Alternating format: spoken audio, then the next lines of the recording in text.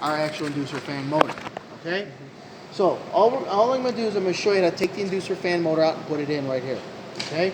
Then we're going to do the proof switch on that furnace over there. Okay? Because this furnace, I'd have to plug it in and everything else. Okay? So to take this inducer motor out, okay, this would actually have to be fished around here, because what would happen is that when this spins, it would eventually wear a hole in the tubing. Okay? So you want, whenever you have the tubing for the inducer fan motor, you want to have it out of harm's way. Okay? And make sure it doesn't melt or burn or get caught on the motor. This one here would actually, it's kind of, it should be shortened up. Actually, you know what? I would actually run it this way. I'd cut this tubing a little bit shorter, and I would plug it in like this.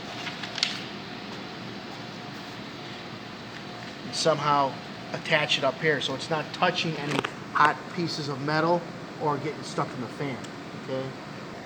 Take the 2 wires off the motor. How many volts is the motor, guys? Switch 120. off, right? 120. Switch what off?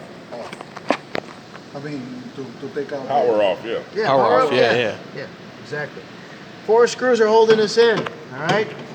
So what you're going to do is you're going to take the screws out. Okay.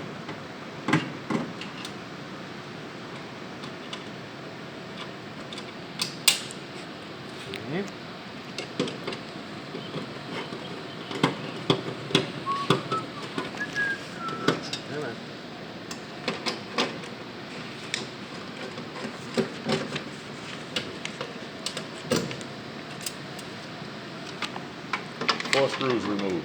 Pretty much on this particular model.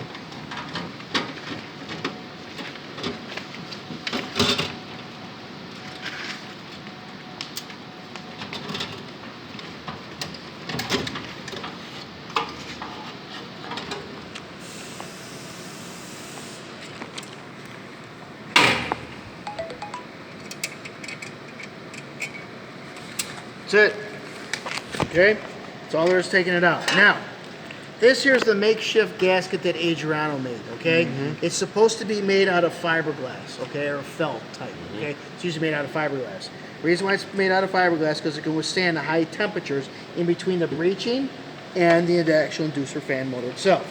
This is the red RTV caulk I was telling you guys about, okay? I mean, if this was a real gasket, you put a couple dabs on here just to hold the gasket in place, and then you could put the Screw. exactly, and you can put it back into the furnace, okay? But normally, okay, if you had to replace this motor, all right, you could try taking it apart, but I Doubt. doubt you're going to get it apart, because what happens is that from the expansion contraction of the heat, this starts to rust on the shaft of the motor, and it's hard to get apart, okay? So you can actually buy these pre-assembled like this is here, or you can actually buy the individual pieces and put it together yourself, okay? But once you put them together, you can't take them apart?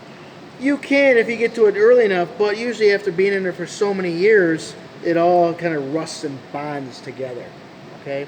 So it's like if the motor's bad, it's like you just can't take this completely apart, replace the motor only, put it together. If you can, good luck, good for you. But I'm telling you right now, you're just best to just go to a supply house, say, I need this inducer fan. Here's the set screw. This is the set screw that it screws into the shaft that holds the squirrel cage on the shaft of the motor, okay? If you were able to take this screw out or put it together, there is a little screw hole right here, okay? See that? There's a screw hole right there. What you would do is that if this cover wasn't on here, you could take an Allen wrench, because that's an Allen screw, take the Allen wrench, insert it in there, goes through the screw hole, and matches up, lines up perfectly with the screw, so you can back the screw out. That's what that hole is there for. That's all it's there for. Just so that you can remove. All right. This is our makeshift gasket. Okay. Take one of my screws. Okay. This is the port that we're going to hook the hose up to. Okay. On the magnetic helium. Magnet helix to, yes. helix. If we get any debris or foreign material inside of there restricts that, it's not gonna light, because the proof switch will not make. Okay?